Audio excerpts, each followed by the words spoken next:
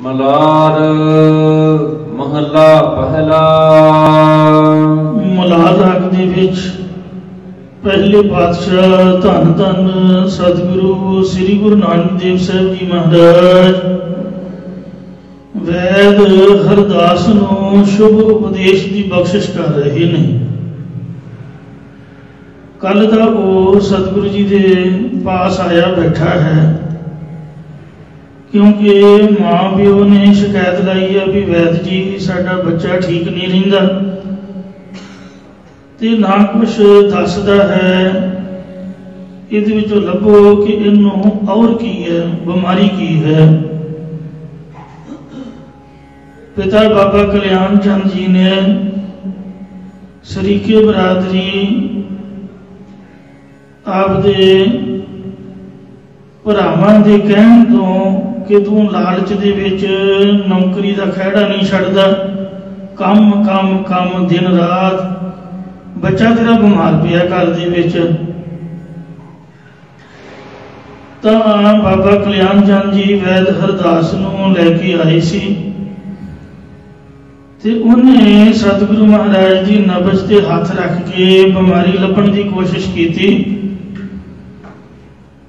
ਸਤਿਗੁਰੂ ਜੀ ਨੇ ਸ਼ਬਦ ਉਚਾਰਿਆ, ਵੈਦ ਬੁਲਾਇਆ ਵੈਦ ਕੀ ਪਕੜ ਢੰਡੋਲੇ ਬਾਹਾਂ, ਭੋਲਾ ਵੈਦ ਨਾ ਜਾਣਈ ਕਰਕ ਕਲੇਜੇ ਮਾਹੇ।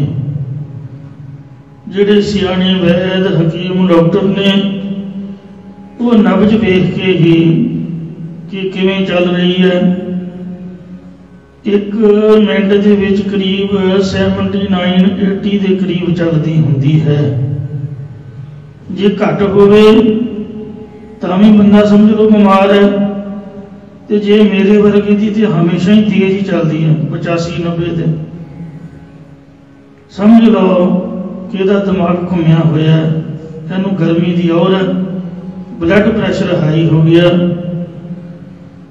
ਤਾਂ ਇਸ ਤਰ੍ਹਾਂ ਸਿਆਣੇ ਬੰਦੇ ਅੱਖਾਂ ਵੇਖ ਕੇ, ਜਿਹੜੀਆਂ ਅੱਖਾਂ ਦੀਆਂ ਪੁਤਲੀਆਂ ਕਾਲੀਆਂ ਕਾਲੀਆਂ ਹੋਣੀਆਂ ਚਾਹੀਦੀਆਂ, ਚਿੱਟੀਆਂ ਚਿੱਟੀਆਂ ਹੋਣੀਆਂ ਚਾਹੀਦੀਆਂ, ਜੇ ਚਿੱਟੀਆਂ ਦੇ ਵਿੱਚ ਲਾਲ ਧਾਰੀ ਦਿਖ ਰਹੀ ਹੈ ਤਾਂ ਸਮਝ ਲਓ ਬੰਦਾ ਬਿਮਾਰ ਹੈ।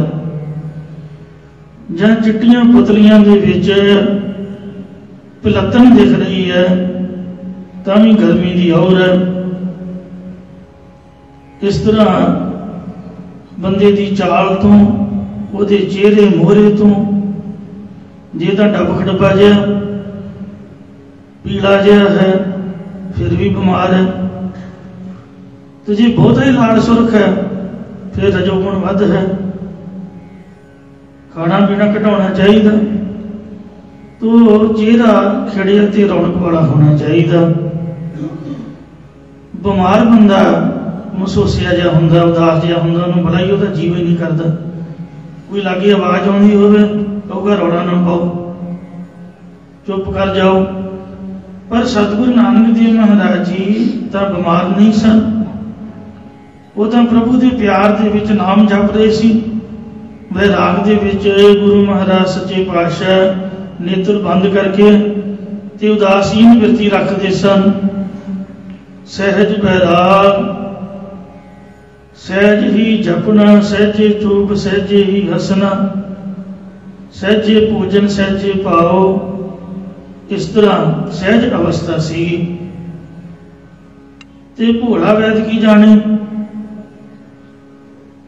ਵੈਦ ਬੁਲਾਇਆ ਵੈਦ ਕੀ ਪਕੜ ਢੰਡੋਲੇ ਬਾਹਾਂ, ਭੋਲਾ ਵੈਦ ਨਾ ਜਾਣੇ ਕਰਕ ਕਲੇਜੇ ਮਾਹੇ। ਕਿ ਸਾਡੇ ਕਲੇਜੇ 'ਚ ਵਿਛੋੜੇ ਦਾ ਦੁੱਖ ਹੈ, ਵਿਛੋੜਾ ਸੁਣੇ ਦੁੱਖ ਵਿੰਡ ਠੇ ਮਰਿਓ, ਬਾਦ ਪਿਆਰੇ ਆਪਣੀ ਬਿਰਹੀ ਨਾ ਤੀ ਹੋਰ। ਜੀਵਾਤਮਾ ਪਰਮਾਤਮਾ ਨਾਲ ਵਿਛੜੀ ਹੋਈ ਹੈ, ਉਸ ਦੁੱਖ ਨੂੰ ਅਨੁਭਵ ਕਰਕੇ ਅਸੀਂ ਉਦਾਸ ਰਹਿੰਦੇ ਹਾਂ ਕਿ ਵਾਹਿਗੁਰੂ ਨਾਲ ਕਿਵੇਂ ਮਿਲੀਏ। ਆਖਾਂ ਜੀਵਾ ਮਿਸਰੇ ਮਰ ਜਾਓ, ਆਖਣੇ ਔਖਾ ਸਾਚਾ ਨਾਓ, ਸਾਚੇ ਨਾਮ ਕੀ ਲਾਗੇ ਭੂਖ, ਉਤ ਭੁੱਖੇ ਖਾਏ ਚਲਿਆ ਦੁਖ। ਸੋ ਕਿਉਂ ਵਿਸਰੇ ਮੇਰੀ ਮਾਏ, ਸਾਚਾ ਸਾਹਿਬ ਸਾਚੇ ਨਾਈ। ਮਾਤਾ ਜੀ ਦੇ ਕਹਿਣ ਤੋਂ ਵੀ ਇਹੀ ਜਵਾਬ ਦਿੱਤਾ ਸੀ। ਕਹਿੰਦੇ ਤੁਹਾਡੇ ਬੁੱਲ ਫਰਕਦੇ ਨੇ ਤੇ ਕੀ ਤੁਹਾਨੂੰ ਕੋਈ ਔਰ ਹੈ? ਕਹਿੰਦੇ ਮਾਤਾ ਜੀ ਮੈਂ ਤਾਂ ਨਾਮ ਜਪ ਰਿਹਾ। ਕਹਿੰਦੇ ਇੰਨੀ ਛੋਟੀ ਉਮਰ ਦੇ ਵਿੱਚ? ਕਹਿੰਦੇ ਹਾਂ ਜੀ, ਪ੍ਰਭੂ ਨਾਲੋਂ ਅਸੀਂ ਵਿਛੜੇ ਹੋਏ ਆ, ਮਿਲਣ ਦਾ ਯਤਨ ਕਰ ਰਹੇ ਆ। ਉਮਰ ਜਿਹੜੀ ਮਰਜ਼ੀ ਹੋਵੇ, ਜੇ ਨਾਮ ਆਖਦੇ ਹਾਂ ਤਾਂ ਹੀ ਸਾਡੀ ਜ਼ਿੰਦਗੀ ਹੈ। ਜੇ ਭੁੱਲ ਜਾਂਦਾ ਤੇ ਆਪਣੇ ਆਪ ਨੂੰ ਮਰਿਆ ਸਮਝਦੇ ਆ। ਤੇ ਮੇਰੀ ਇਹ ਮਾਏ, ਉਹ ਵਾਹਿਗੁਰੂ ਮੈਨੂੰ ਕਿਉਂ ਭੁੱਲੇ? ਜਿਹੜਾ ਸੱਚਾ ਮਾਲਕ ਹੈ ਉਹਦਾ ਨਾਮ ਵੀ ਸੱਚਾ ਹੈ। ਇਸ ਤਰ੍ਹਾਂ ਇਹ ਜਿਹੜੀ ਲੜੀਵਾਰ ਕਥਾ ਚੱਲ ਰਹੀ ਹੈ, ਮਲਾਰ ਰਾਗ ਦਾ ਵੀ ਇੱਕ ਸ਼ਬਦ ਵੈਦ ਹਰਦਾਸ ਦੇ ਪਰਥਾਏ ਸਤਿਗੁਰੂ ਜੀ ਨੇ ਕੱਲ ਵਿਚਾਰਿਆ ਸੀ। ਮਲਾਰ ਮਹੱਲਾ ਪਹਿਲਾ, ਦੁੱਖ ਵਿਛੋੜਾ ਇੱਕ ਦੁੱਖ ਭੂਖ। ਜਦ ਉਹਨੇ ਨਬਜ਼ ਤੇ ਹੱਥ ਰੱਖਿਆ ਤੇ ਸਤਿਗੁਰੂ ਜੀ ਕਹਿੰਦੇ ਵੈਦ ਜੀ ਤੂੰ ਕੀ ਲੱਭ ਰਿਹਾ? ਕਹਿੰਦਾ ਜੀ ਮੈਂ ਟੋਹ ਕੇ ਤੁਹਾਡੀ ਨਬਜ਼ ਦੇ ਵਿੱਚੋਂ ਬਿਮਾਰੀ ਲੱਭ ਰਿਹਾ। ਇਹ ਤੁਹਾਨੂੰ ਵਾਈ ਤਾਂ ਨਹੀਂ ਹੋਈ ਜਿਹਨੂੰ ਤੁਸੀਂ ਬੈ ਕਹਿੰਦੇ ਹੋ? ਤੁਹਾਨੂੰ ਪਿੱਤ ਦਾ ਰੋਗ ਤਾਂ ਨਹੀਂ ਜਿਹਨੂੰ ਆਪਾਂ ਗਰਮੀ ਕਹਿੰਦੇ ਆ? ਤੁਹਾਨੂੰ ਕਫ ਤਾਂ ਨਹੀਂ ਜਿਹਨੂੰ ਅਸੀਂ ਬਲਗਮ ਕਹਿੰਦੇ ਆ? ਇਹਦੇ ਚੋਂ ਸਾਰੇ ਰੋਗ ਪੈਦਾ ਹੁੰਦੇ ਨੇ। ਚੀਜ਼ਾਂ ਸਾਰੀਆਂ ਸਰੀਰ 'ਚ ਹੋਣੀਆਂ ਚਾਹੀਦੀਆਂ ਤਿੰਨੇ, ਵਾਈ, ਪਿੱਤ ਤੇ ਕਫ, ਪਰ ਹੁੰਦੀਆਂ ਲਿਮਟ ਦੀਆਂ। ਜੇ ਘੱਟ ਵੱਧ ਹੋ ਜਾਣ ਫਿਰ ਵਿਗਾੜ ਪੈਦਾ ਹੋ ਜਾਂਦਾ। ਪੇਟ ਤੋਂ ਹੀ ਬਿਮਾਰੀਆਂ ਪੈਦਾ ਹੁੰਦੀਆਂ। ਤਾਂ ਇਹ ਮੈਂ ਜਿਹੜਾ ਕੋਈ ਰੋਗ ਤੁਹਾਡੇ 'ਚ ਵੇਖਾਂਗਾ, ਇਲਾਜ ਕਰਾਂਗਾ। ਮਹਾਰਾਜ ਕਹਿੰਦੇ ਹੇ ਵੈ ਤੂੰ ਤਾਂ ਆਪ ਹੀ ਦੁਖੀ ਤੇ ਰੋਗੀ ਆ, ਤੂੰ ਸਾਡਾ ਇਲਾਜ ਕੀ ਕਰ ਸਕਦਾ? ਕਹਿਣ ਲੱਗਾ ਜੀ ਮੈਨੂੰ ਕੀ ਦੁੱਖ ਤੇ ਰੋਗ ਹੈ? ਮਹਾਰਾਜ ਕਹਿੰਦੇ ਦੁੱਖ ਵਿਛੋੜਾ ਇੱਕ ਦੁੱਖ ਭੂਖ। ਰੱਬ ਤੋਂ ਵਿਛੜਨ ਦਾ ਸਭ ਤੋਂ ਵੱਡਾ ਦੁੱਖ ਹੈ ਤੇ ਭੁੱਖ ਦਾ ਦੁੱਖ ਜੀਵਾਂ ਨੂੰ ਲੱਗਾ ਹੋਇਆ ਹੈ। ਇੱਕ ਦੁੱਖ ਸਖਤ ਵਾਰ ਜਮਦੂਤ, ਤਾਕਤ ਵਾਲੇ ਜਮਦੂਤਾਂ ਦਾ ਦੁੱਖ ਹੈ, ਜਮਾਂ ਦਾ ਡਰ ਹੈ ਜੋ ਮਰ ਕੇ ਜਮਾਂ ਦੇ ਵਸ ਪੈਣਾ। ਇੱਕ ਦੁੱਖ ਰੋਗ ਲੱਗਾ ਤਨ ਧਾਏ, ਜੋ ਅਗਿਆਨ ਹੰਤਾ ਰੂਪੀ ਰੋਗ ਸਰੀਰ ਨੂੰ ਦੌੜ ਕੇ ਆ ਕੇ ਲੱਗਦਾ, ਇਹ ਵੀ ਇੱਕ ਦੁੱਖ ਹੈ। ਵੈਦ ਨਾ ਭੁੱਲੇ ਦਾਰੂ ਲਾਏ, ਇਹ ਭੋਲਿਆ ਸੋਧੇ ਸੁਭਾਅ ਵਾਲਿਆ ਵੈਦਾ। ਆਪਦੀ ਬਿਮਾਰੀ ਨੂੰ ਤਾਂ ਤੂੰ ਜਾਣ ਨਹੀਂ ਰਿਹਾ ਤੇ ਪਹਿਲਾਂ ਆਪਣਾ ਰੋਗ ਤਾਂ ਦੂਰ ਕਰ ਲੈ, ਫਿਰ ਹੀ ਤੂੰ ਮੇਰਾ ਦੂਰ ਕਰ ਸਕਦਾ ਹੈ। ਬਾਹਰ ਦਾਰੂ ਲਾਉਣ ਦੇ ਨਾਲ ਜਿਹੜਾ ਅੰਤਰੀਮ ਰੋਗ ਹੈ ਉਹ ਦੂਰ ਨਹੀਂ ਹੋ ਸਕਦਾ। ਅੰਦਰੋਂ ਰੋਗ ਕੱਢ, ਜਿਹੜੀ ਜੜ ਹੈ ਅਗਿਆਨ ਤੇ ਅਵਿਦਿਆ ਦੀ। ਇਹਨਾਂ ਰੋਗਾਂ ਦੀ ਨਿਵਰਤੀ ਲਈ ਔਖਦ ਹਰਿ ਕਾ ਨਾਮ ਹੈ, ਜਿਤ ਰੋਗ ਨਾ ਵਿਆਪੈ, ਨਾਮ ਦੀ ਦਵਾਈ ਲਾਉਣਾ ਕਰ। ਵੈਦ ਨਾ ਭੋਲੇ ਦਾਰੂ ਲਾਏ, ਭੋਲੇ ਵੈ ਤੂੰ ਬਾਹਜ ਦਾਰੂ ਨਾ ਲਾ। ਭਾਵ ਤੂੰ ਆਪ ਹੀ ਰੋਗੀ ਹੈ, ਸਾਨੂੰ ਕਿਵੇਂ ਠੀਕ ਕਰ ਦੇਵੇਂਗਾ? ਦਰਦ ਹੋਵੇ ਦੁੱਖ ਰਹੇ ਸਰੀਰ। ਜਿੰਨਾ ਚਿਰ ਸਰੀਰ ਦੇ ਵਿੱਚ ਪਰਮੇਸ਼ਰ ਦੇ ਵਿਛੋੜੇ ਦੀ ਦਰਦ ਪੀੜਾ ਹੋਵੇ, ਉਤਨਾ ਚਿਰ ਸਰੀਰ ਵਿੱਚ ਜੰਮਣ ਮਰਨ ਦਾ ਦੁੱਖ ਬਣਿਆ ਰਹਿੰਦਾ ਹੈ। ਐਸਾ ਦਾਰੂ ਲੱਗੇ ਨਾ ਵੀਰ ਹੈ ਮੇਰਾ ਵੀਰਾ। ਅਜਿਹਾ ਬਾਹਰ ਦਾਰੂ ਅੰਤਰੀਮ ਲੋਕਾਂ ਤੇ ਨਹੀਂ ਲੱਗ ਸਕਦਾ ਹੈ। ਇਸ ਲਈ ਹੇ ਵੈ ਜੀ ਤੂੰ ਆਪਣੇ ਆਪ ਨੂੰ ਬਾਹਰ ਲੋਕਾਂ ਦੀ ਨਿਵਰਤੀ ਕਰਨ ਵਾਲਾ ਬਹਾਦਰ ਸੂਰਮਾ ਕਹਾਉਂਦਾ, ਪਰ ਤੇਰੇ ਕੋਲ ਇਹਨਾਂ ਅੰਤਰੀਮ ਲੋਕਾਂ ਦੇ ਦਾਰੂ ਨਹੀਂ ਲੱਗ ਸਕਦਾ ਹੈ। ਉਹ ਕਹਿਣ ਲੱਗਿਆ ਜੀ ਵੀ ਇਹ ਰੋਗ ਪੈਦਾ ਕਿਵੇਂ ਹੋਏ ਨੇ? ਮਹਾਰਾਜ ਕਹਿੰਦੇ ਖਸਮ ਅਸਾਰ ਕੀਏ ਰਸ ਭੋਗ, ਤਾ ਤਨ ਉੱਠ ਖਲੋਏ ਰੋਗ। ਜਦ ਵਾਹਿਗੁਰੂ ਜੀ ਨੂੰ ਭੁਲਾ ਕੇ ਵਿਸ਼ੇ ਰਸਾਂ ਦੇ ਵਿੱਚ ਖਚਿਤ ਹੋ ਕੇ ਤੇ ਵਿਸ਼ੇ ਭੋਗਾਂ ਨੂੰ ਭੋਗਣਾ ਕੀਤਾ, ਪਦਾਰਥਾਂ ਦਾ ਰਸ ਭੋਗਿਆ, ਤਾਂ ਸਰੀਰ ਦੇ ਵਿੱਚ ਰੋਗ ਪੈਦਾ ਹੋ ਗਏ। ਸ਼ੂਗਰ ਖਾਣ ਤੋਂ, ਖੰਡ ਖਾਣ ਤੋਂ ਸ਼ੂਗਰ ਵੱਧ ਗਈ ਤੇ ਲੂਣ ਖਾਣ ਤੋਂ ਬਹੁਤਾ ਜ਼ਿਆਦਾ ਬਲੱਡ ਪ੍ਰੈਸ਼ਰ ਹਾਈ ਹੋ ਗਿਆ। ਵੈਸੇ ਮੈਂ ਤਾਂ ਇਹ ਹਿਸਾਬ ਲਾਇਆ ਵੀ ਰੋਟੀ ਪਾਣੀ ਨਾਲ ਤਾਂ ਉਂਝ ਕੁਝ ਨਹੀਂ ਹੁੰਦਾ। ਜਿਹੜਾ ਅਸੀਂ ਉਲਟੀਆਂ ਸਿੱਧੀਆਂ ਆਪਦੀ ਮਰਜ਼ੀ ਨਾਲ ਦਵਾਈਆਂ ਜਾਂ ਸਰੀਰ 'ਚ ਤਾਕਤ ਪੈਦਾ ਕਰਨ ਲਈ ਕੁਛ ਵੱਧ ਘੱਟ ਪ੍ਰਸ਼ਾਦੇ ਤੋਂ ਅਲੱਗ ਦਵਾਈ ਦੇ ਰੂਪ ਦੇ ਵਿੱਚ ਜਾਂ ਕੋਈ ਸਪੈਸ਼ਲ ਚੀਜ਼ ਬਣਾ ਕੇ ਖਾ ਲੈਂਦੇ ਆ, ਉਹੀ ਸਰੀਰ 'ਚ ਡਿਫੈਕਟ ਪੈਦਾ ਕਰਦੀ ਹੈ। ਜੇ ਨਾਰਮਲ ਖੁਰਾਕ ਬੰਦਾ ਲਈ ਜਾਏ ਤਾਂ ਕੁਛ ਵੀ ਨਹੀਂ ਹੁੰਦਾ। ਆ ਸਾਡੇ ਮੁੰਡੇ ਜਿਮ ਜਾਂਦੇ ਨੇ, एक मुंडे नूं मैं कहंदा सुनिया, अजे छोटी उम्र ही सी 18 साल की। मैं हैरान हो गया भी ਇਹਦੀ ਇੰਨੀ समझ अज तक मैनूं दी गल याद है। कहंदा कि जो कुदरत ने परमात्मा ने शरीर बनाया,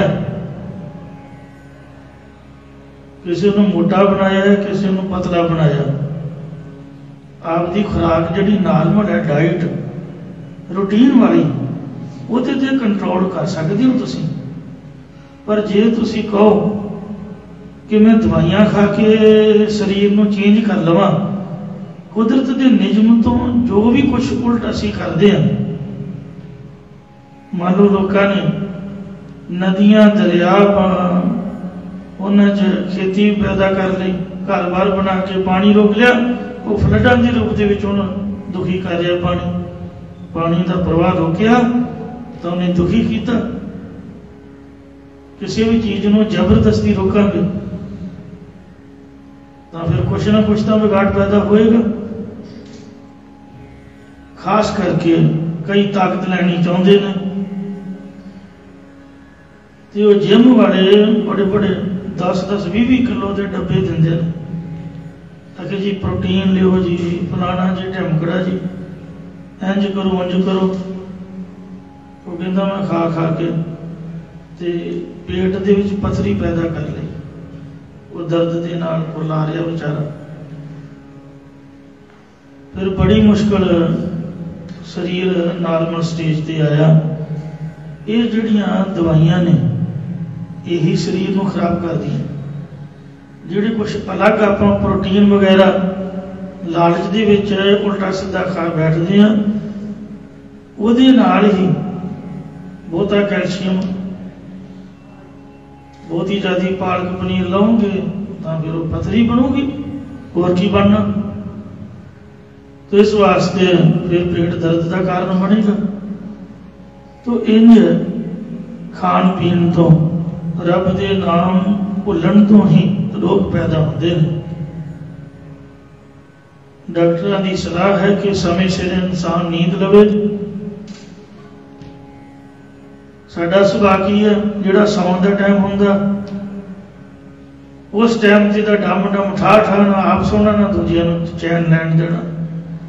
2 बजे तक टिकना ही नहीं, बल्कि 10 बजे तो लैके 2, 2:30, 3 बजे तक सही नींद लैन का समा।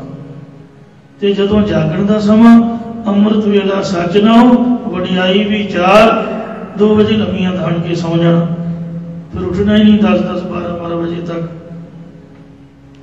मैं तो हमेशा ही गल वाच करदा, यदि बैंक चले जाओ 11 बजे तो वो आउंदे ही नहीं, मसा ही कंप्यूटर जे खुलता तो वह सॉफ्टवेयर नहीं चलता। बड़ी बड़ी लम्मियां लैना, कभी कचहरी चले जाओ, दुनिया सुती हुई नहीं उठती। ये 10 बजे का टाइम है, काम 10 बजे तक शुरू कर दियो, बिल्कुल नहीं। तो गल्लां मारी जाणगे, चाह पीवी जाणगे, उठ के तुर जाणगे, काम करके कोई राजी ही नहीं। पहला सुते नहीं उठना, मुड़ के रात सोना नहीं।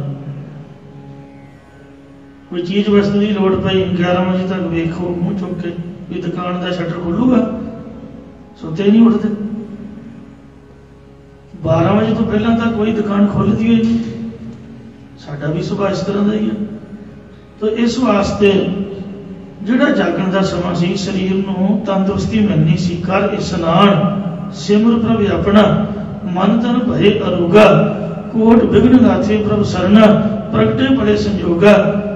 उहदे घराड़े मार के नींद लैके समा भी बर्बाद करता, शरीर भी बर्बाद हो गया।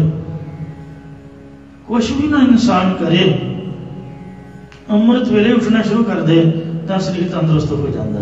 ये लिख के गारंटी गुरबाणी च गुरुआ ने दी है। किसी दवाई बूटी की लोड़ नहीं, कुछ भी करने की लोड़ नहीं।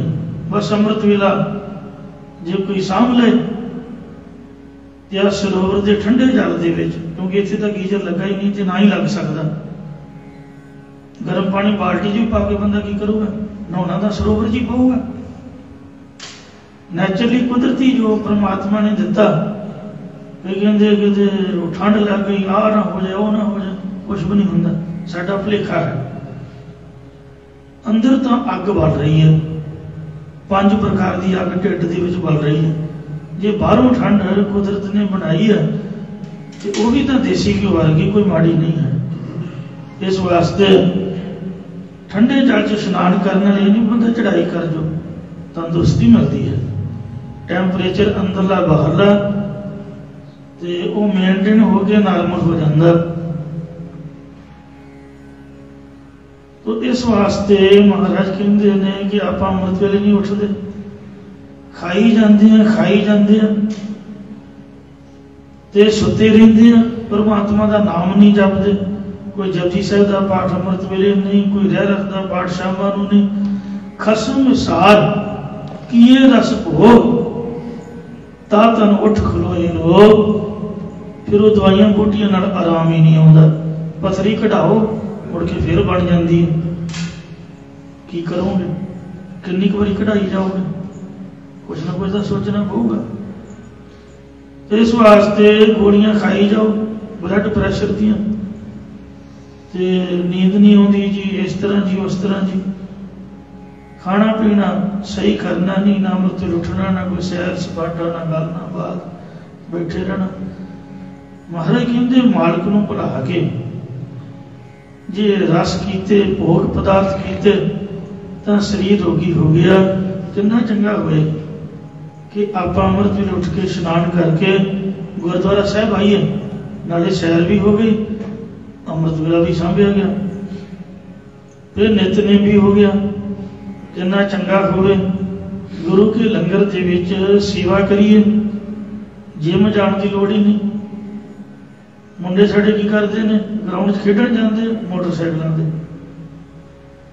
वो कादी खेड है, जाना कार ते कहना जी उत्थे भजन जाते हैं, बंदा तुर के जाए। जिम जाके वेट चुकना, जे घरदियां ने कहा ये भांडे भी उत्थे सुट के लम्मे पै जाना, कोई काम घरदियां दा सवारना ही नहीं। वो कादी एक्सरसाइज है। तो इस वास्ते महाराज ने सेवा दी है, विण सेवा तेरे का हाथ पैर और निर्भर करनी। जो मालिक नूं भुला के रस खाने भोग पदार्थ भोगने ने शरीर च रोगों का कारण बनते हैं। मन अंधे को मिले सजाए, वैद ना बोले दारू लाए। अज्ञानी जिहड़ा अन्ना मन है, विवेक ते वैराग रूप निगाह तो बिना होने करके इनू जमन मन की नंका की बहुती सजा मिलती है। ये सरल सुभाव वाले वैद इन्हां रोगों की निवृत्ति लिए तू दारू क्यों नहीं लाउंदा? चंदन का फल चंदन वास, मानस का फल घट में सास। सास गया काया ढल पाए, ताकि पाछे कोई ना खाए। जिन्नियां मर्जी पंजीरियां खा लो, कुश्ते मार मार खा लो, जदों स्वास चले गए शरीर ने ढल जाना, डिग पैना है। उहदे तो पिछों मरन वाला कोई पुरख कुछ खा नहीं सकता, जिहड़ा खाण लई रब ने जिंदगी नहीं दिती है। नाम रूपी बाणी रूपी चंदन तो सुगंधी रहनी चाहिए है। दूजा मनुख का फल यही जो शरीर के विच श्वास चल रहे हैं, हृदय विच श्वासां नाल परमेश्वर का चिंतन करना सब तो उत्तम है। इन्हां नूं सामना चाहिए। जब निकल गए तो बाद विच कुछ खाना पीना नहीं होना, लागे पिया रह जाना। कंचन काया निर्मल हंस, जिसमें नाम निरंजन अंश। ये देह कंचन वर्गी रब ने बनाई है। जीवात्मा सो जिहड़ा वसन वाला पापां दे हंतां दी मैल तो रहत, जिहदे विच महाराज दा नाम चलदा, भावें अंशिक मात्र भी नाम है, ਉਹਦੇ ਤੇ भी कृपा हो जाती। एक निम्क जो सिमरन में जिया, कोट दिन सलाख सदा थिरथिया। दुख रूख सब गया गवाए, नानक छूट साचा ना। परमेश्वर के नाम जपण वाला पुरख जमन मन के दुख ते हौमे रूपी रोग आदि सारे गवा के परलोक नूं तंदुरुस्त होके जाता है। महाराज कथन करते कि वाहिगुरु के नाम लैण तो ही जमा तो दुखा तो छुटकारा हुंदा। ਉਹ जिन्नियां मर्जी दवाइयां खाई जाओ, जे परहेज नहीं रखना दवाई का कोई फायदा नहीं। जे परहेज के नाल ही बीमारी दूर कर लईए तो कितना चंगा होवे। सो अज भी वैद हरदास ने सतगुरु अगे बेनती की कि जो आपने अंतरीव रोग दसे ने इन्हां रोगां दी निवृत्ति बाबत भी कुछ दसो जी। ये सुन के सतगुरु महाराज ने आ अगला अज वाला शब्द मलाह राग के अंदर इंज उचारिया है। मोहरा मारन हर नाम। श्री गुरु नानक देव साहब जी फरमाते ने जो भजन बंदगी या सेवा या जप तप का दुख सहारना है, अमृत वेले उठना है तो बड़ा औखा कठिन है, चल के आना।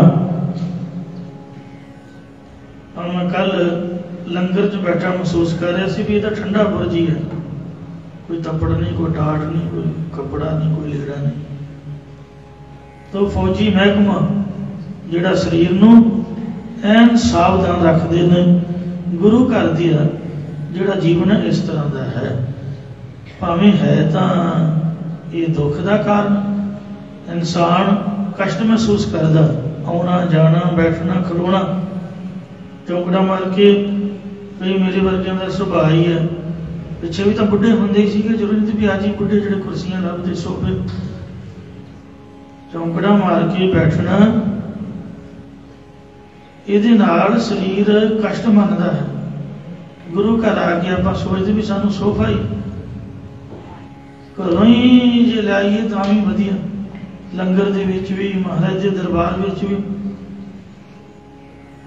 है तो बड़ा औखा जप तप करना, चौकड़ा मारना।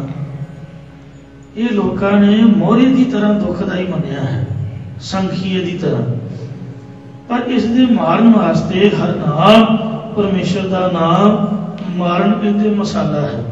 भाव हंता छड्ड के परमेश्वर का नाम जपण नाल जप तप कीते सफल होंदे ने। जो वाहिगुरु जी की याद विच दुख सहारना ये सुख का कारण है, मन को शांति बख्शदा है। परमेश्वर का नाम जपना ये दुखदाई संखीए का मारना है। सिदा संतोख पीसण हथ दाना।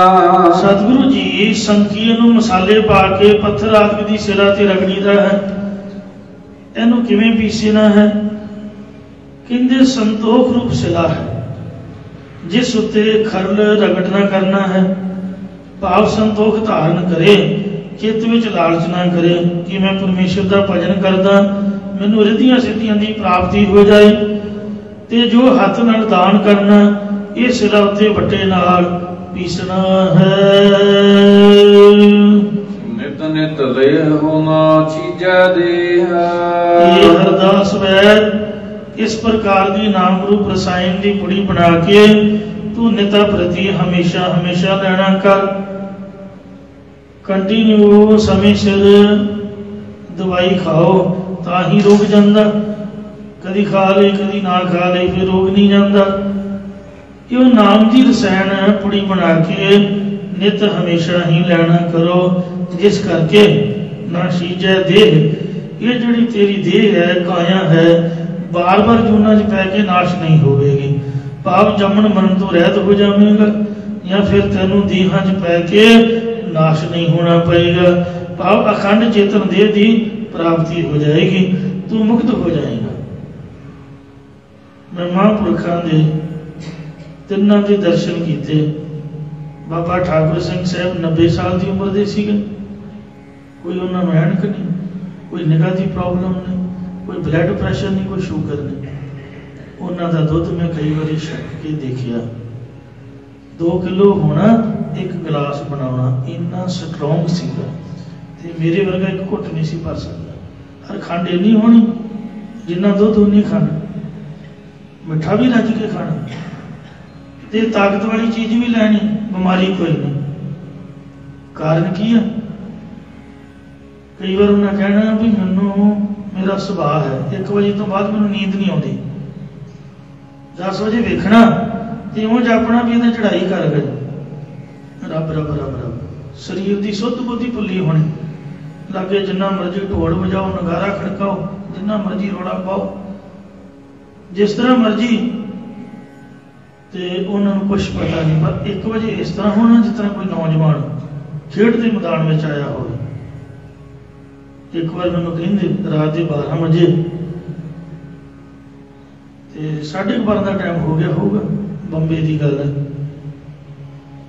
थोड़ी थोड़ी सर्दी, तो सर्दियों भी उत्थे गर्मी रही है, पखे चलते हैं। तो मैं तो सज्जे खब्बे वेखा, मैं कहते हाँ भाई वो ज्ञानी की वेख रहा हो। मैं हाथ जोड़े, कहते बिस्तरा लभदा, इधर आ मैदान च, ओ वेख टूटियां, चल कशहरा बनना चुक। ज्ञानी बनना सौखा, इस वास्ते ये संतां दा जीवन होंदा। ये हुण सौण दा वेला नहीं है। अमृत वेला सच नाओ गुड़ियाई विचार। जा फड़ बाल्टी पानी लिया, ते मेरा भी इशनान करा ते आवे कर। उची उची उन्हें धारना पढ़नी शुरू कर दी। कहते महापुरख बाबा अतर सिंह साहब जी मस्तू आने वाले धारना पढ़ते होंगे। कहते मैं अगे बोलता, तुम मगर बोलो। अद्धी रात का टाइम, तो महापुरख इस तरह जिस भलवाना वाला,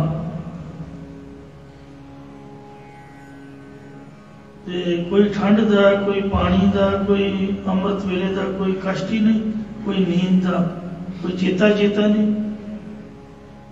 कहते नाम जप लै नमानी जिंदे मेरिए, औखी वेले कम आऊगा। नाम जप लै नाम जप लै नमानी जिंदे मेरिए, औखी वेले कम आऊगा। असी टकसाली सिंह धारना घट पढ़ते हैं, पर बाबा जी मुखी कहते पर वो धारना भी उची उची बोली जान, तो नाले खुश स्नान करके बस्तर पाए। कहते हुण चुको कशहरा बनना, तुसीं भी ना गए हो। कहते उपदेश देना सौखा, बोलना सौखा, पर जब कमाई करी दी है तद पता चलता है। तो इस वास्ते ये संतां दा जीवन है, कोई परवाह ही नहीं उम्र के हिसाब नाल। महापुरख संत सुरजीत सिंह जी रवाड़ी वाले, शहीद उधम सिंह नगर गली नंबर 1, बड़ा सुंदर गुरुद्वारा साढ़े घर के नाल, साडा 2 नंबर च, उन्होंने 1 नंबर च स्थान। आम ही अमृत वेले जब मैं घर जावां मत्था टेकन जाईदा, उन्हें वॉकर जिहा फड़िया होया ते बाहर नूं तुरे आउण। मैं फतेह बुलाई, मैं कहा बाबा जी शरीर बिरध हो गया। कहते फिर की होया? सानू तो कुछ भी नहीं होया, शरीर का तो सुभाव ही है, इन्हें चेंज होना। उन्हें पंक्ति पढ़ी, मैनूं अज तक याद है। इहो शरीर जजरी है, इसनों जड़ पहुंचे आए। शरीर नूं तां बुढ़ापे ने ग्रस लेना है, मन नहीं बुढ़ा होना चाहिए, मन साडा तगड़ा होना चाहिए। अमृत वेले 8 बजे की गल है, मेरे ख्याल नाल पूरा फुल नितनेम करके बाहर आए होंगे। 8 बजे पूरे चढ़ती कला च। लोगों की दिहाड़ी 8-9 बजे शुरू होंदी है। आ जिहड़े लेबर टपका ने नौकरी वाले, बिजनेसमैनां दी तां 12 बजे भी नहीं शुरू होंदी। पर जिहड़े गुरमुख ने वो 8 बजे आपकी दिहाड़ी पा लेंदे ने। कोई शरीर अभी नवी होवे ते सौ भी लेंदे ने 8 बजे तो बाद। वो पूरा आपका फुल काम करके 8 बजे पूरी निशा कर लेंदे। तो इस वास्ते नीर नड़िया चमकण तारे, जग संत जना मेरे राम प्यारे सदा जग है, नाम सिमरै अनदिनो। कहते गुरमुख बुढ़े कदे नाही, जरांतर सुरत गया। पिंडरा वाले महापुरख संत ज्ञानी मोहन सिंह जी खालसा, एक बार दर्शन करने का मौका मिला। 4-5 घंटे वेट की, 5 बजे बाहर आए। श्री गुरु ग्रंथ साहिब जी के दर्शन का कार्य सीगा, गल च परना पाया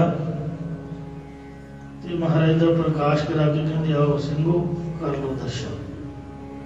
सन 66 के मंगला की सुधाई वक्त SGPC वालों लड़ीवार छपे हुए स्वरूपों के दर्शन करने से लागे खड़ के दर्शन कराए। ਤੇ ਸਾਰੇ ਸਿੰਘਾਂ ਨੂੰ ਡੇਰੇ ਦੇ ਆਵਾਜ਼ ਮਾਰ ਕੇ ਇਕੱਠੇ ਕੀਤਾ, ਕਹਿੰਦੇ ਆ ਵੇਖੋ ਇਹ ਮਹਿਤੇ ਤੋਂ ਆਏ ਨੇ, ਇਹਨਾਂ ਨੂੰ ਪਤਾ ਕਿ ਪਾਵਨ ਸਰੂਪ ਸਾਡੇ ਕੋਲ ਪਿਆ, ਤੁਹਾਨੂੰ ਕਿਸੇ ਨੂੰ ਪਤਾ ਨਹੀਂ ਪਤਾ, ਤੇ ਵੇਖੋ ਕੀ ਕਰ ਰਹੇ ਨੇ, ਇਹਨਾਂ ਦੇ ਸਿਰ ਤੇ ਖਲੋ ਕੇ ਵੇਖੋ ਵੀ ਇਹ ਕੀ ਪੜ ਰਹੇ ਨੇ। ਮੈਂ ਹੈਰਾਨ ਰਹਿ ਗਿਆ, ਇੰਨੇ ਬਚਨ ਵਿਲਾਸ ਬੜੇ ਸੁੰਦਰ ਤਰੀਕੇ ਦੇ ਨਾਲ, ਅਵਸਥਾ ਦਾ ਕੋਈ ਫਰਕ ਹੀ ਨਹੀਂ, ਕੋਈ ਗਿਆਨ 'ਚ ਫਰਕ ਨਹੀਂ ਤੇ ਕਈ ਵਾਰ ਆਮ ਲੋਕਾਂ ਨੇ ਕਹਾਵਤ ਬਣਾਈ ਹੈ ਵੀ ਸਤਰਿਆ ਬਤਰਿਆ, ਇਸ ਤਰ੍ਹਾਂ ਦੀ ਕੋਈ ਗੁਰਮੁਖਾਂ 'ਚ ਬਾਤ ਨਹੀਂ, ਗਿਆਨ ਉਸੇ ਤਰ੍ਹਾਂ ਹੈ। ਤਾਂ ਇਸ ਲਈ ਮਹਾਰਾਜ ਕਹਿੰਦੇ ਕੋਈ ਇਹੋ ਜਿਹੀ ਦਵਾਈ ਵਰਤੋ ਜਿਹਦੇ ਨਾਲ ਸਰੀਰ ਚੜ੍ਹਦੀ ਕਲਾ ਦੇ ਵਿੱਚ ਰਹੇ, ਉਹ ਹੈ ਵਾਹਿਗੁਰੂ ਦੇ ਨਾਮ ਦੀ ਦਵਾਈ। ਪਾਤਸ਼ਾਹ ਜੀ ਫਰਮਾਉਂਦੇ ਹਨ, ਅੰਧਕਾਲ ਜਮ ਮਾਰਾ ਠੀਹ, ਨਿਤ ਨਿਤ ਲੇਹੋ ਨ ਸੀਜੈ ਦੇਹ। ਵਿਕਾਰਾਂ ਦੇ ਨਾਲ ਕਾਮ ਕ੍ਰੋਧ ਕਾਇਆ ਕੋ ਗੱਲ ਹੈ, ਸਰੀਰ ਜਲਦੀ ਉਮਰ ਤੋਂ ਪਹਿਲਾਂ ਹੀ ਡਿੱਗ ਪੈਂਦਾ। ਪਰ ਜੇ ਤੁਸੀਂ ਨਾਮ ਦੀ ਦਵਾਈ ਵਰਤੋਗੇ, ਨਾਲ ਪਰਹੇਜ ਰਹਿਤ ਮਰਿਆਦਾ ਰੱਖੋਗੇ, ਅੰਮ੍ਰਿਤ ਛਕ ਕੇ ਗੁਰੂ ਜੀ ਦੀ ਬਖਸ਼ੀ ਰਹਿਤ ਡਿਸਪਲਨ ਦੇ ਵਿੱਚ ਰਹੋਗੇ, ਨਿਤਾ ਪ੍ਰਤੀ ਅੰਮ੍ਰਿਤ ਵੇਲੇ ਨਾਮ ਜਪੋਗੇ, ਇਹ ਦਵਾਈ ਦੀ ਵਰਤੋਂ ਸੇਵਨ ਕਰੋਗੇ, ਨਾ ਸੀਜੈ ਦੇ, ਤੁਹਾਡੀ ਦੇਹ ਕਦੀ ਕਮਜ਼ੋਰ ਨਹੀਂ ਹੋਵੇਗੀ, ਕਦੀ ਨਾਸ਼ ਨਹੀਂ ਹੋਵੇਗੀ, ਤੁਸੀਂ ਮੁਕਤ ਹੋ ਜਾਓਗੇ। ਹਰ ਅੰਤ ਕਾਲ ਜਬ ਮਾਰੈ ਠੇਹ। ਆਮ ਲੋਕਾਂ ਨੂੰ ਯਮਦੂਤ ਜਮਕਾ ਡੰਡ ਮੂਡ ਮੈਂ ਲਾ ਕੇ ਸਿਰ ਤੇ ਡੰਡਾ ਮਾਰਦਾ, ਜਿਹਦੇ ਸਿਰ ਤੇ ਵੱਜ ਜਾਏ ਉਹ ਬੰਦਾ ਉੱਠ ਨਹੀਂ ਸਕਦਾ, ਕੇਸਾਂ ਤੋਂ ਫੜਦਾ, ਜਿਹਨੂੰ ਕੇਸਾਂ ਤੋਂ ਫੜ ਲਈ ਉਹ ਭੱਜ ਨਹੀਂ ਸਕਦਾ। ਤੇ ਪਰ ਇਹੋ ਜਿਹੇ ਯਮ ਨੂੰ ਅਖੀਰ ਦੇ ਸਮੇਂ ਤੂੰ ਥਾਂ ਹੀ ਮਾਰ ਲਵੇਂਗਾ ਸ਼ਬਦ ਦੀ ਤਾਕਤ ਦੇ ਨਾਲ। ਸ਼ਬਦ ਸੁਣੇ ਤਾਂ ਦੂਰੋਂ ਭਾਗੇ, ਮਤ ਮਾਰੇ ਹਰਿ ਜੀ ਹੋਵੇ ਪ੍ਰਵਾਹ ਹੈ। ਜੇਕਰ ਐਸੀ ਨਾਮ ਰੂਪ ਦਵਾਈ ਨਹੀਂ ਵਰਤੇਗਾ ਤੇ ਅੰਤ ਦੇ ਸਮੇਂ ਯਮਦੂਤ ਨੂੰ ਥਾਂ ਹੀ ਡੰਡਾ ਮਾਰ ਕੇ ਸੁੱਟ ਦੇਗਾ। ਐਸਾ ਦਾਰੂ ਖਾਹੇ ਗਵਾਰ, ਇਹ ਬੇਸਮਝ ਵੈਦ ਅਜਿਹਾ ਜਪ ਤਪ ਨਾਮ ਰੂਪ ਦਾਰੂ ਦਵਾ ਖਾਵਣਾ ਕਰ, ਅਜਿਹੀ ਨਾਮ ਰੂਪ ਦਵਾ ਖਾਣਾ ਕਰ ਜੋ ਤੇਰੀ ਸਾਰੀ ਮੂਰਖਤਾਈ ਨੂੰ ਖਾ ਜਾਵੇਗਾ।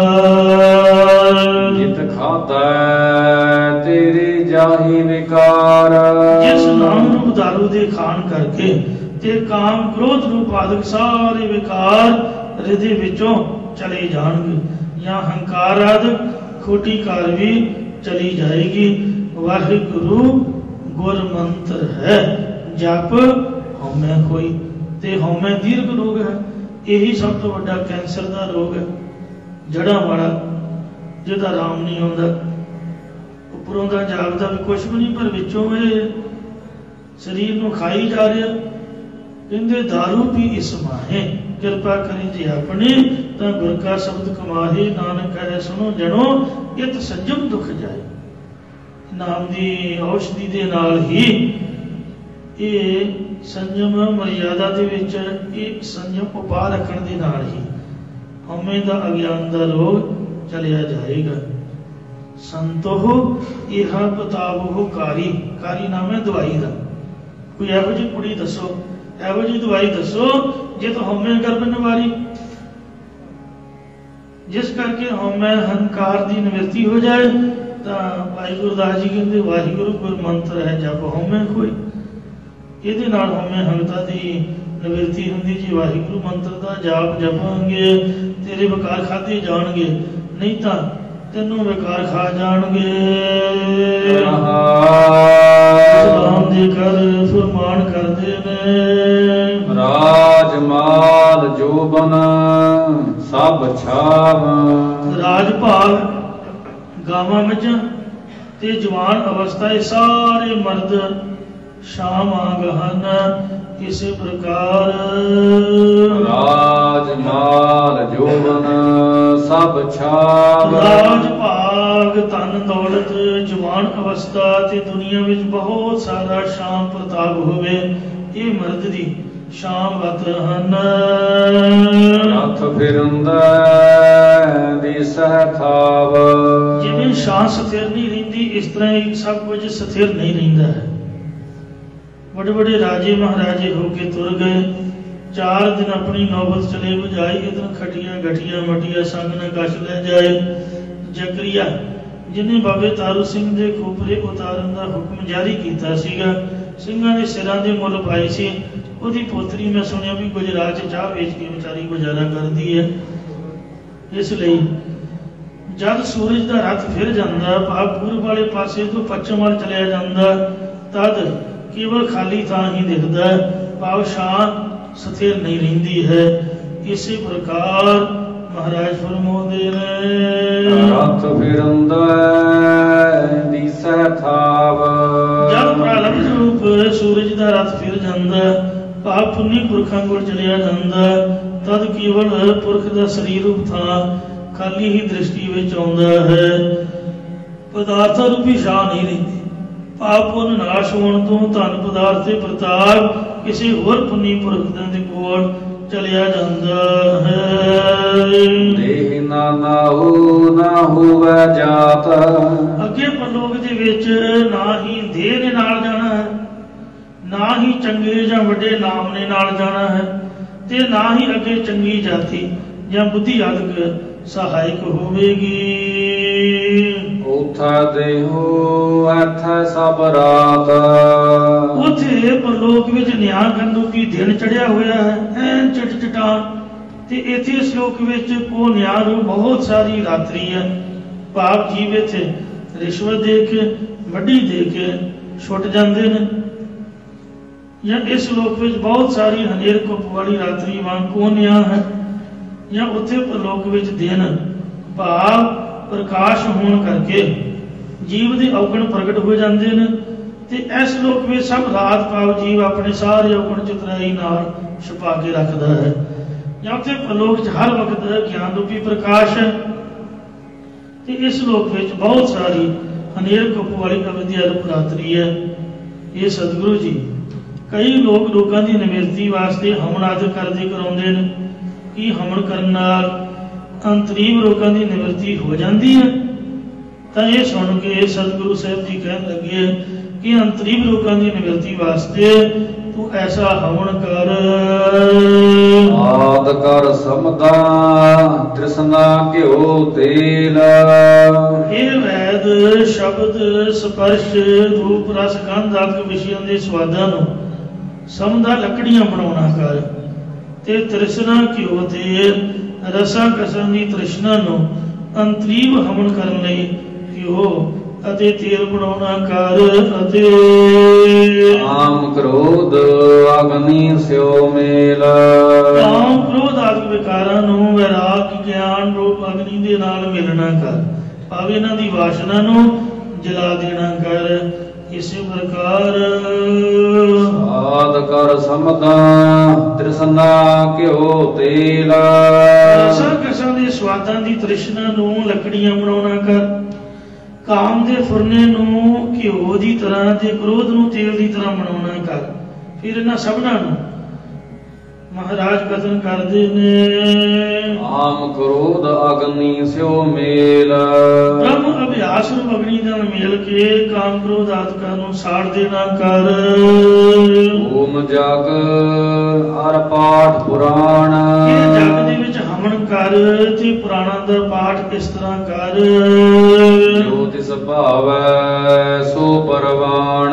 ਜਿਹੜਾ ਤਿਸ ਵਾਹਿਗੁਰੂ ਨੂੰ ਪਾਉਂਦਾ ਉਹੀ ਪ੍ਰਮਾਣਿਕ ਸਮਝਣਾ ਕਰ। ਜਾਂ ਇਹ ਚੀਜ਼ਾਂ ਦਾ ਅੰਤਰੀ ਜਗ ਵਿੱਚ ਹਵਨ ਕਰ, ਤੇ ਜੋ ਵਾਹਿਗੁਰੂ ਨੂੰ ਪਾਉਂਦਾ ਉਹ ਪ੍ਰਮਾਣਿਤ ਕਰਨਾ ਹੈ। ਇਹ ਪੁਰਾਣਾਂ ਦਾ ਪਾਠ ਪੜ੍ਹਨਾ ਕਰ। ਇਹ ਸਤਿਗੁਰੂ ਜੀ ਕਈ ਰੋਗ ਜੰਤਰਾਂ ਦੁਆਰਾ ਦੂਰ ਹੋ ਜਾਂਦੇ ਨੇ, ਤੁਹਾਡਾ ਕੀ ਖਿਆਲ ਹੈ?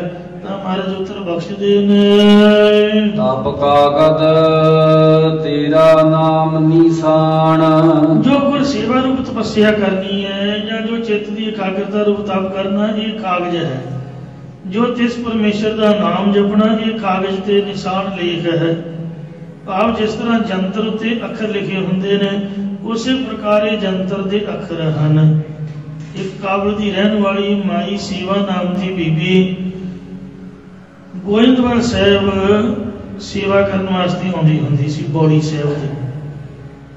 ਉਹਨੇ ਦਿਨ ਜਿਹੜੇ ਪ੍ਰਗਟ ਹੋਣਾ, ਟੋਕਰੀ ਨੂੰ ਕਈ ਵਾਰ ਹਲੂਣਾ ਦੇਣਾ, ਤੇ ਸ਼ਾਮਾਂ ਪਈਆਂ ਤੋਂ ਸੂਰਜ ਢਲਣ ਤੋਂ ਉਹਨੇ ਚਲੇ ਜਾਣਾ।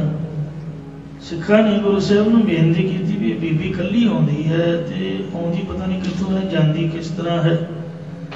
ਸਤਿਗੁਰੂ ਜੀ ਅੰਤਰਜਾਮੀ ਜਾਣਦੇ ਸੀ, ਪਰ ਸਿੱਖਾਂ ਦੀ ਨਿਵਰਤੀ ਲਈ ਉਹਨੂੰ ਬੁਲਾ ਕੇ ਪੁੱਛਿਆ ਤਾਂ ਉਹਨੇ ਦੱਸਿਆ ਕਿ ਸੱਚੇ ਪਾਤਸ਼ਾਹ ਮੇਰਾ ਪਤੀ ਆਪ ਦਾ ਸਿੱਖ ਹੈ, ਮੈਂ ਵੀ ਆਪ ਦੀ ਸਿੱਖੀ ਕਮਾਉਂਦੀ ਹਾਂ ਤੇ ਮੈਂ ਅੰਮ੍ਰਿਤ ਵੇਲੇ ਉਹਨੂੰ ਰੋਟੀ ਪਾਣੀ ਖਵਾ ਪਿਆ ਕੇ ਤੇ ਦਿਨ ਦਾ ਪ੍ਰਸ਼ਾਦਾ ਚੰਗੀਰ 'ਚ ਰੱਖ ਕੇ ਉਹਦੇ ਤੋਂ ਆਗਿਆ ਲੈ ਕੇ ਕਿ ਮੈਂ ਗੁਰਦੁਆਰੇ ਸੇਵਾ ਕਰ ਆਵਾਂ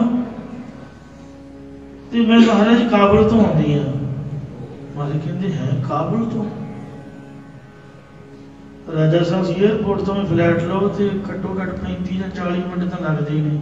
ਅਫਗਾਨਿਸਤਾਨ ਦੀ ਰਾਜਧਾਨੀ ਕੋਈ ਨੇੜੇ ਥੋੜੋ। ਤੇ ਮਹਾਰਾਜ ਕਹਿੰਦੇ ਆਉਂਦੀ ਕਿਵੇਂ ਹੈ? ਕਹਿੰਦੇ ਜੀ ਆਪ ਦੀ ਕਿਰਪਾ ਹੈ, ਮੇਰੇ ਪਾਸ ਰਿੱਧੀਆਂ ਸਿੱਧੀਆਂ ਨੇ, ਮੈਂ ਆਪ ਦੀ ਸਿੱਖੀ ਨੂੰ ਕਮਾਇਆ, ਪਤੀ ਦੀ ਸੇਵਾ ਕਰਕੇ ਉਹਦੀ ਆਗਿਆ 'ਚ ਰਹਿਣ ਨੂੰ ਇਹ ਤਾਕਤ ਆ ਗਈ ਹੈ ਕਿ ਮੈਂ ਮਿੰਟਾਂ ਸਕਿੰਟਾਂ ਜਿੱਥੇ ਪਹੁੰਚ ਜਾਂਦੀ ਹਾਂ। ਫਿਰ ਇਹ ਬੀਬੀ ਭੈਣਾਂ ਤੋਂ ਟੋਕਰੀ ਨੂੰ ਹਲੂਣਾ ਕਿਉਂ ਦਿੰਦੀਆਂ? ਸਿੱਖ ਕਹਿੰਦੇ ਨੇ, ਕਹਿੰਦੇ ਜੀ ਗੋਦੀ ਵਾਲਾ ਬੱਚਾ ਉਹਨਾਂ ਨੂੰ ਦੁੱਧ ਪਿਲਾ ਕੇ ਪੰਘੂੜੇ 'ਚ ਲਟਾਉਂਦੀ ਆ, ਜਦ ਉਹ ਜਾਗਦਾ ਹੈ ਤਾਂ ਮੈਨੂੰ ਇੱਥੇ ਪਤਾ ਲੱਗ ਜਾਂਦਾ। ਅੱਜ ਕੱਲ੍ਹ ਤਾਂ ਸਾਇੰਸ ਦਾ ਯੁੱਗ ਹੈ। ਚਾਈਨਾ ਨੇ ਇਹੋ ਜਿਹੀਆਂ ਬੈਲਾਂ ਸਪੀਕਰ ਰੂਪ ਦੇ ਵਿੱਚ ਵੀ ਬਣਾਈਆਂ ਵੀ ਬੱਚੇ ਕੋਲ ਰੱਖ ਦਿਓ, ਜਦੋਂ ਰੋਂਦਾ ਉਹ ਮਾਤਾ ਕੋਲ ਇਹੋ ਜਿਹਾ ਸਿਸਟਮ ਹੈ ਉਹਨੂੰ ਪਤਾ ਚੱਲ ਜਾਂਦਾ। ਬਾਕੀ ਅੰਤਰੀਵ ਮਨ ਮਿਲੇ ਹੁੰਦੇ ਨੇ, ਮਾਂ ਭਾਵੇਂ ਜਿੱਥੇ ਮਰਜ਼ੀ ਹੋਵੇ ਉਹਨੂੰ ਪਤਾ ਚੱਲ ਜਾਂਦਾ, ਉਹਦਾ ਆਈਡੀਆ ਹੁੰਦਾ। ਪੁਰਾਣੇ ਸਮਿਆਂ ਦੇ ਵਿੱਚ ਤਾਂ ਬੱਚੇ ਨੂੰ ਸੁਲਾ ਕੇ ਬੀਬੀਆਂ ਭੈਣਾਂ ਕਿਸਾਨਾਂ ਨੂੰ, ਆਪਦੇ ਪਤੀ ਭਰਾਵਾਂ ਨੂੰ ਪੈਲੀਆਂ ਦੇ ਵਿੱਚ ਖੇਤਾਂ 'ਚ ਰੋਟੀ ਵੀ ਫੜਾਉਂਦੀਆਂ ਸੀਗੀਆਂ। ਉਹਨਾਂ ਨੂੰ ਪਤਾ ਸੀ ਵੀ ਇੰਨਾ ਚਿਰ ਇਹਨੂੰ ਉੱਠਣਾ ਨਹੀਂ।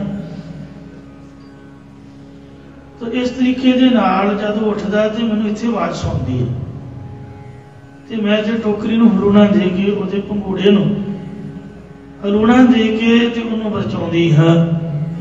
ਇੰਨੀ ਕਿਰਪਾ ਹੈ ਮਹਾਰਾਜ ਸੱਚੇ ਪਾਤਸ਼ਾਹ ਜੀ ਦੀ ਸੇਵਾ ਦੇ ਵਿੱਚ। ਜੇ ਕੋਈ ਕਰੇ, ਕਹਿੰਦੇ ਸਤਿਗੁਰ ਕੀ ਸੇਵਾ ਸਫਲ ਹੈ ਜੇ ਕੋ ਕਰੇ ਚਿੱਤ ਲਾਏ। ਜੇ ਕੋਈ ਚਿੱਤ ਲਾ ਕੇ ਕਰੇ, ਮਨ ਚਿੰਦਿਆ ਵਰ ਪਾਵਨਾ ਹਉਮੈ ਵਿੱਚੋਂ ਜਾਏ।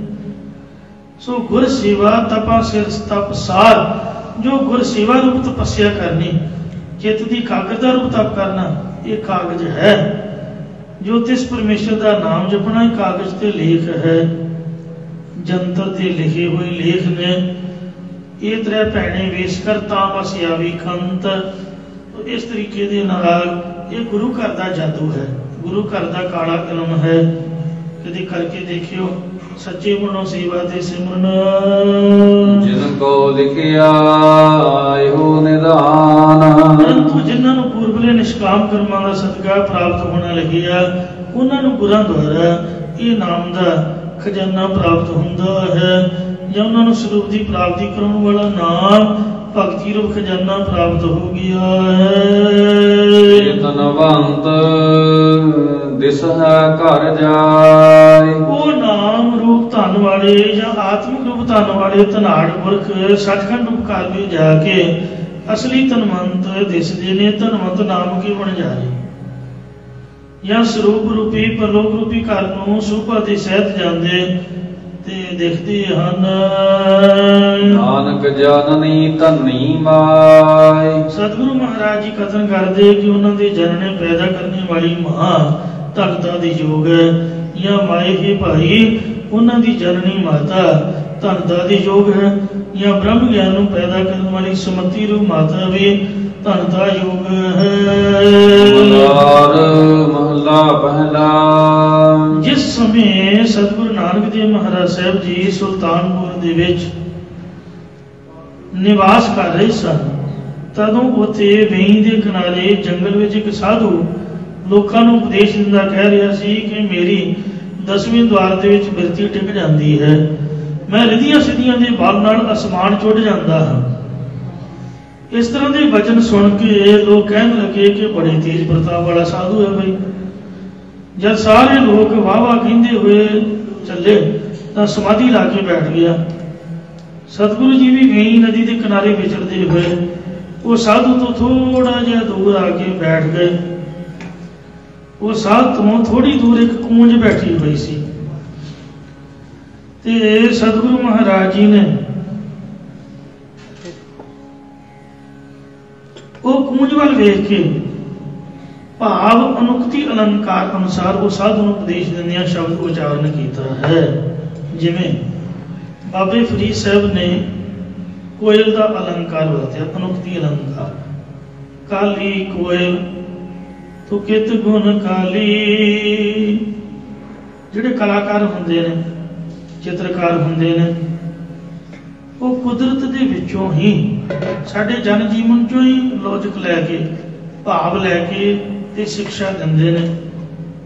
चित्रकार फोटोआं बनाउंदा है, कवि कविता रचदा है। इसी तरह संत महापुरख नाम अभ्यासी जिहड़े ने कादर दी कुदरत चों कादर दे दर्शन करते हैं, कुदरत करके वसिया सोए और आपदे सुभाव मुताबिक नाम का उपदेश लेंदे ने। हुण जिहड़ी कोयल है वो तो एक जानवर है, उन्होंने की पता फरीद की कह रहा। ये तो बंदियां नूं उपदेश है, डंगरां पशुआं पंछियां नूं कोई उपदेश नहीं बाणी च। सानू समझाउण लई अनेकां यतन वरते ने महापुरखां गुरुआं ने। कहंदे काली कोयल तू कित गुण काली, तेरा रंग काला क्यों भैणे? वो कहन लगी अपने प्रीतम कै हूँ बिरह जाली। हे बाबा मैं अपने प्यारे दे विछोड़े दे भी सड़ी पई हाँ, मैनू प्यारा मिल जाए तो मैं निहाल होवां। विछोड़े च रंग काला हो ही जाता। डॉक्टर भाई वीर सिंह जी साडे समय के दौरान हुए ने। लारस रोड ते भाई वीर सिंह हाल है, पंजाबी साहित्य उन्होंने बड़ी भारी महान सेवा की थी। उन्होंने लिखिया हुई बुक्स स्टीक सोल ट्रक तक साडे पास मौजूद है। एक सानू मैट्रिक की किताब दे विच कविता लगी होंदी सी, कविता ते वार्तक पुस्तक च झरना इच्छा बल ते डूंघियां शामां। कहंदे वो झरना चंडीगढ़ च चल रहा सीगा ते डॉक्टर भाई वीर सिंह शामां पईयां सूरज ढले उत्थे सैर करदे झरने के कोल खड़ के उहदे वल वेखण लग पए। हुण झरने बेचारे नूं की पता भी भाई वीर सिंह की कह रहे हैं, पर यह कलाकारां दा, कवियां दा, साहित्यकारां दा एक अलंकृत उपदेश हुंदा है इंसानां नूं। उन्होंने पूछन लगे कि यह झरनिया जिन्ने भी विजिटर इत्थे विजिट करन आए सी गार्डन दे विच, वो गार्डन दा तेरे झरने का आनंद मान के तुर गए ने आप अपने घरां नूं। न्याणे भी खेड खूड के आप अपने माँ प्यो नाल चले गए ने, पंछी भी उड़ गए ने, पर रात पई तू उसे दिन चली जा रहे। की कारण है? तू क्यों नहीं बंद होया? तू भी छुट्टी कर, सवेर नूं जद विजिटर आउणगे तां तू आ जाई। उन्हें आख्या भाई साहब जी शायद तुहानूं ना पता होवे, नेहों वाले नैना की नींदर, जिन्हां नेत्रां दे विच विछोड़े दी तड़प ते तांग दा दुख है। बिरहा बिरहा आखिए बिरहा तू सुल्तान, फरीदा जित तन बिरहु न उपजे सो तन जान मसान। जीवात्मा परमात्मा नालों विछड़ी हुई है। कोयल ने तो अपना रंग काला मंजूर कर लिया, पर असीं कदे दाग भी नहीं लगन दिंदे। रब मिले किवें? जिन्ना चिर बच्चा रोंदा नहीं, मां तां रोण तो बगैर दुध भी नहीं उन्होंने दिंदी, भावें सगी मां है। तो जिन्ना चिर विछोड़ा नहीं अनुभव होया परमात्मा नाल मिलना मुश्किल है। महसूस ही नहीं किया कि रब नालों विछड़े उन्होंने मिलना है। महसूस करांगे, अरदास करांगे ते ताई महाराज बख्शिश करेगा। जिस जन को प्रभु दर्श प्यासा नानक ताके गल पड़ जासा। तो जिहड़ा झरना है वो पानी का रूप है। वो कह लगा भाई साहब जी जिहड़े विछड़े हुंदे ने, विछोड़े वालियां अखां दे विच नींदर नहीं हुंदी, आराम नहीं हुंदा है। कदे अख लग जाए एकदम झटका खा के उतर दे, उठते हैं कि जिस तरह किसी ने करंट लाया हो, अबड़वाई कि की हो गया। इस तरह आशकारा नाम निशानी ऐ पिसर रंग जरदो आशदो चश्म तल कम गुफ्तनो कम खुर्दनो ख्वाबश हराम इंतजारी बेकरारी दस्त सर। शेख शादी कवि दियां ये पंक्तियां ने फारसी दे विच, ये प्रेमियां दियां नौ निशानियां ने, जिन्हां दे विच एक ये भी निशानी है कि वो सौंदे ने, खांदे ने रुचि दे नाल, ते हत्थां दे विच सिर फड़ के बैठे रहिंदे, सोचते रहिंदे हन।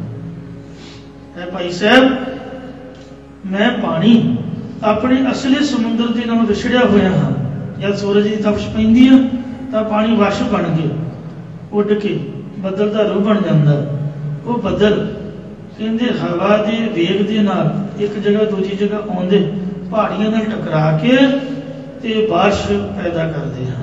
वही बारिश बर्फ बन जाती है, वही ढल के नदियां नालियां का रूप बन के ते वो पानी जिहड़ा परोपकार करता फिरदा।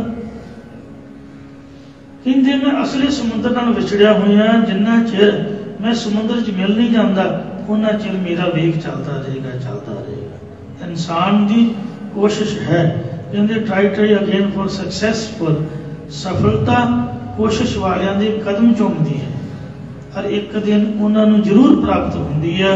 इवें जी बंदा यत्न करेगा, आ साडा यत्न है, कथा कीर्तन नितनेम, इहदे तो बाद घर च परना पा के अरदास करेगा जो साडा फर्ज है। बाकी काम रब दे सुट दिओ, साडा काम है करना। कुछ भी करो, झाड़ू फेरो, भांडे मांजो, नितनेम करो, बैठो नहीं बैठा जाता तो तुर फिर के आप इतने सेवा कर सकते हैं, कुछ भी, पर अटेंडेंस दिओ मानसिक तौर पर, बिरती महाराज के नाल जोड़ के रखो। उस तो बाद अरदास करो भी जो कुछ करना चाहिए साढ़े पासों नहीं हो सकिया या भुला चुका क्षमा करो। तो फिर महाराज अकड़ा प्रसाद पहुंच गया, प्रसाद जरूर देंगे ने। अरदास तो बाद प्रसाद वरतदा ही वरतदा है। इवें जिहड़ा प्रसाद मतलब कृपा तो होनी होनी है। कहते सबना उपर नजर है तेरी, किसे थोड़ी किसे है कनेरी। सारियां दी कृपा है, सानू पता नहीं लगता। जो नितनेम टुट जाए उदों महसूस होता भी पहले दिन कृपा वाली सीगी, किसी थोड़ी किसी ते बहुत ही है। गल तां प्रेम की खेड है या कर्मां दी है। ते पर इंसान नूं मरदे दम तक यत्न नहीं छड्डना चाहिए। कई नदियां मारूथल च गुम भी हो जांदियां, पर यत्न तां होना चाहिए। जिवें पानी जिहड़ा है समुद्र नाल मिलण वास्ते नदियां ते वाह पवे समुद्र नाल जाणिए, उन्ना चिर मूवमेंट दे विच रहिंदा, पर समुद्र च पै जाए फिर अभेद हो जांदा। बाकी सब पानी मूवमेंट च, पानी चले निमान उच्चे तो नीवें थां वाल चलदा, समुद्र का पानी स्थिर हो जाता। क्यों जीवात्मा परमात्मा तो विछड़ी मिलने की कोशिश करे। सतगुरु महाराज जी ने सुल्तानपुर साहब दे विच वो साधु नूं एक अनुक्ति अलंकार द्वारा उपदेश दिंदियां पावन शब्द उचारिया। बागे कापड़ बोला बैणा, ये कूंज तेरे तन ते चट्टे बस्तर रूप खंभ ने, भाव सोहने चट्टे खंभ ने, तू सुंदर बचना नूं बोलदी पई है। लम्मा नक काले तेरे नैना, तेरा कूंज रूप नक लंबा है ते तेरे नेत्र सुंदर ते काले हन। अबहूं साहिब देखिया भैणा, ये मेरी भैणे ये तेरा सुंदर रूप किस काम है? तू कदी आपदे मालक दे दर्शन कीते ही हो? मतलब सेवा करके उन्हें प्रसन्न किया कि नहीं किया? जब सतगुरां ने अनुक्ति अलंकार अनुसार भजन किए तो साधी समाधि खुल गई। तो सतगुरु नेड़े बैठे वेख के कहन लगा, सतगुरु जी जो आप जी ने पहला भजन किए ने वो दोबारा सुनाओ, क्योंकि कूंज तो एक पंछी है, निर्बुद्ध जीव है, तुसी उन्होंने नहीं बल्कि मैनू कह रहे हो। कहना धी नूं ते समझाउणा नूं नूं। मैं कूंजवत हो के आप जी नाल भजन विलास करना चाहूँगा। ये सुन के सतगुरु जी कहन लगे, बागे कापड़ बोला बैणा, ये फकीर तेरे सुंदर चिट्टे कपड़े पहने हुए ने, ਤੇ ਤੂੰ ਸੁਰਤੀਆਂ ਸਿਮਰਤੀਆਂ ਮਹਾਂਮਾਕਾ ਰੂਪ ਸੋਹਣੇ ਬਚਨ ਵੀ ਬੋਲਣਾ ਜਾਣਦਾ ਹੈ। ਲੰਮਾ ਨੱਕ ਕਾਲੇ ਤੇਰੇ ਨੈਣ, ਤੇਰਾ ਜਸ ਰੂਪ ਨੱਕ ਵੀ ਲੰਮਾ, ਤੇਰੇ ਵੇਦਾਂ ਸ਼ਾਸਤਰਾਂ ਨੇਤਰ ਵੀ ਸੁੰਦਰ ਨੇ। ਬਹੁ ਸਾਹਿਬ ਦੇਖਿਆ ਭੈਣ, ਇਹ ਜਗਿਆਸੂ ਰੂਪ ਮੇਰੀਏ ਭੈਣੇ, ਤੂੰ ਕਦੀ ਮਾਲਕ ਪਰਮੇਸ਼ਰ ਦੇ ਦਰਸ਼ਨ ਨੂੰ ਵੇਖਿਆ ਹੀ ਹੋ ਕਿ ਨਹੀਂ ਵੇਖਿਆ? ਇਹ ਗੱਲ ਮੈਨੂੰ ਦੱਸ ਕੇ ਜਾਈ। ਫਿਰ ਜੋ ਸਾਧ ਨੇ ਪੂੰਜਵਤ ਹੋ ਕੇ ਸਤਿਗੁਰਾਂ ਅੱਗੇ ਬੇਨਤੀ ਕੀਤੀ, ਉਹਨੂੰ ਸਤਿਗੁਰੂ ਜੀ ਅਗਲੀਆਂ ਤੁਕਾਂ ਚ ਅਨੁਵਾਦ ਕਰਦੇ ਨੇ। ਡਾਊਡ ਚੜਾ ਆਸਮਾਨ, ਇਹ ਸਤਿਗੁਰੂ ਜੀ ਮੈਂ ਜੀਵ ਰੂਪ ਪੂੰਜ ਨੇਤੀ ਧੋਤੀਆ ਦੇ ਕਰਮਾਂ ਦੀ ਉਡਾਰੀ ਨਾਲ ਉੱਡ ਕੇ ਆਕਾਸ਼ ਭਾਵ 10ਵੇਂ ਦੁਆਰ ਚ ਬਿਰਤੀ ਚੜਾ ਲੈਂਦੀ ਹੈ, ਜਾਂ ਕਦੇ ਸਿੱਧੀਆਂ ਦੇ ਬਲ ਨਾਲ ਉਡਾਰੀ ਮਾਰ ਕੇ ਸਵਰਗ 'ਚ ਵੀ ਜਾ ਆਉਂਦੀਆਂ, ਕਦੀ ਉੱਡ ਕੇ ਬ੍ਰਹਮ ਲੋਕ ਵਿੱਚ ਵੀ ਜਾ ਆਉਂਦੀਆਂ, ਜਾਂ ਸਾਧਨ ਕਰਨ ਵੱਲ ਉੱਡਦੀਆਂ ਤੇ ਰਿਧੀਆਂ ਸਿੱਧੀਆਂ ਦੇ ਬਲ ਦੁਆਰਾ ਉੱਡ ਕੇ ਆਕਾਸ਼ ਵਿੱਚ ਚੜ ਜਾਂਦੀ ਹਾਂ।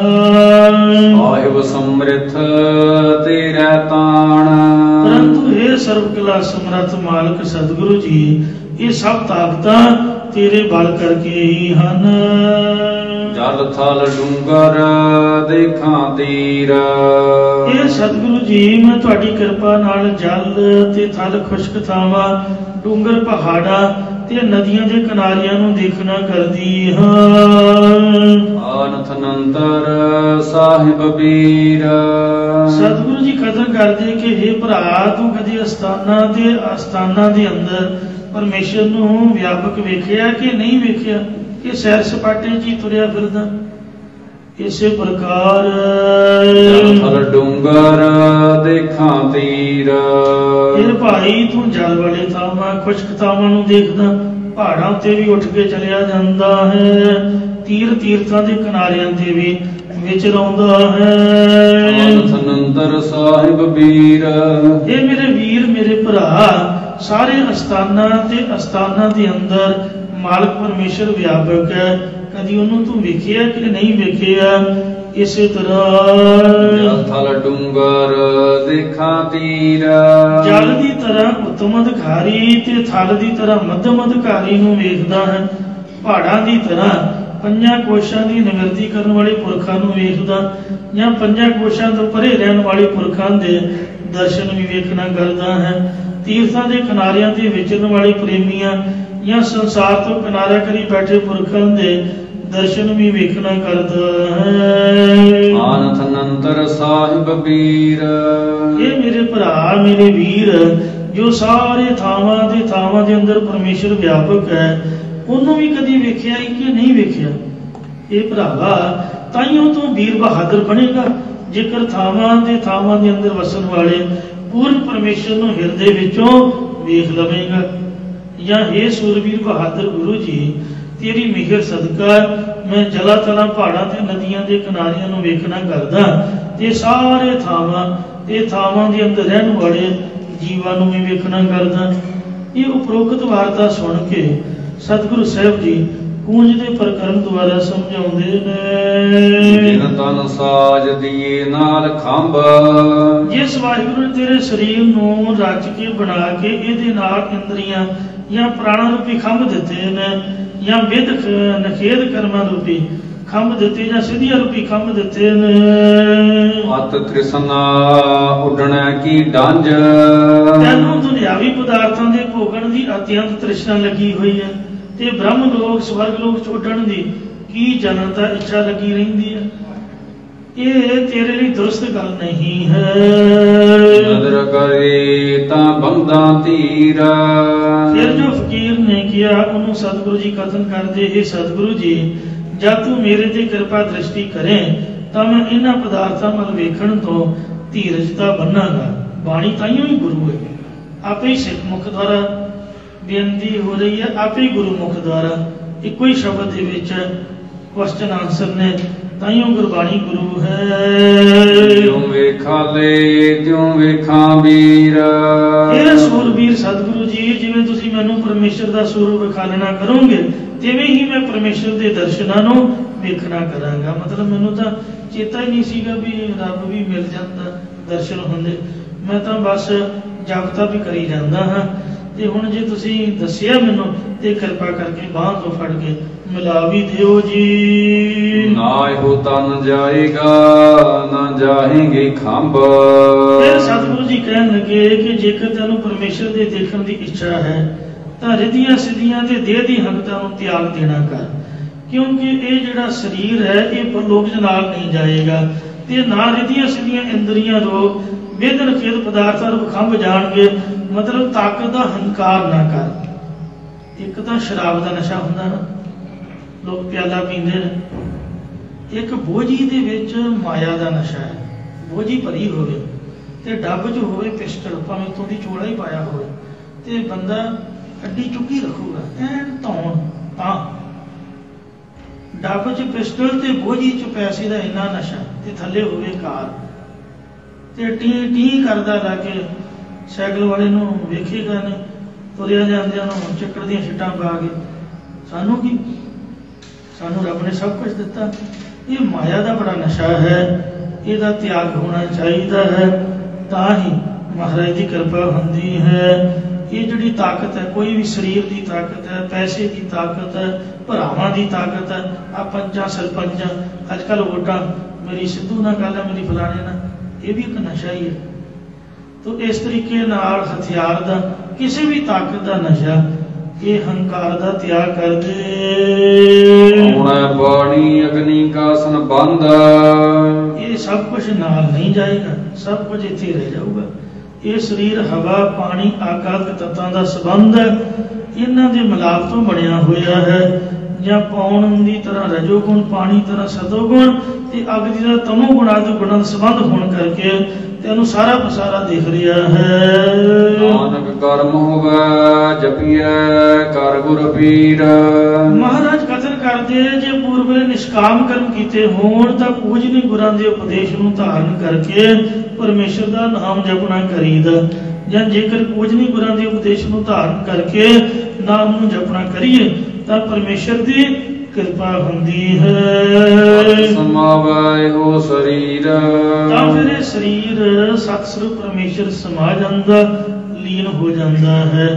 ਇੱਥੇ ਸ਼ਬਦ ਸੰਪੂਰਨ ਹੋਇਆ ਹੈ ਜੀ। ਭੁੱਲਾਂ ਚੁੱਕਾ ਖਮਾ ਗੁਰੂ, ਅੱਗੇ ਦੋ ਸਮਤ ਬਖਸ਼ੋ। ਨਾ ਇਹੋ ਤਨ ਜਾਏਗਾ ਨਾ ਜਾहेंगे ਖੰਭ। ਪੌਣੇ ਪਾਣੀ ਅਗਨੀ ਕਾ ਸੰਬੰਧ, ਨਾਨਕ ਕਰਮ ਹੋਵੇ ਜਪੀਐ ਕਰ ਗੁਰ ਪੀਰ। ਸੱਚ ਸਮਾਵੈ ਇਹੋ ਸਰੀਰ। ਵਾਹਿਗੁਰੂ ਜੀ ਕਾ ਖਾਲਸਾ ਵਾਹਿਗੁਰੂ